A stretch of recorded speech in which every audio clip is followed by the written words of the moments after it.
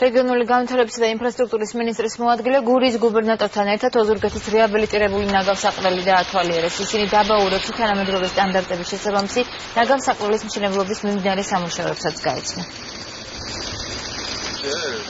საზოგადოების დიდი ნაწილი ვერ ხედავს ხშირად იმ სამუშაოებს, რომელსაც ინფრასტრუქტურის სამინისტრო წევს, თუმცა ეს არ ნიშნავს, რომ ჩვენ ნაკლები ყურადღებით ვეკიდებით ასეთ ადგილებს. გამსხვილდება ნაგავსაყრელები, ძალიან ბევრი მუნიციპალიტეტს მოშორდება ეს ტვირთი, მოშორდება ანტისანიტარია, მოშორდება არასასიამოვნო სუნი.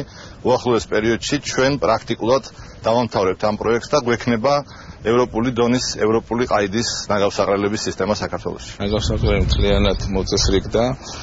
აქ გადაიფარა ნარჩენების საიზოლაციო ფენით.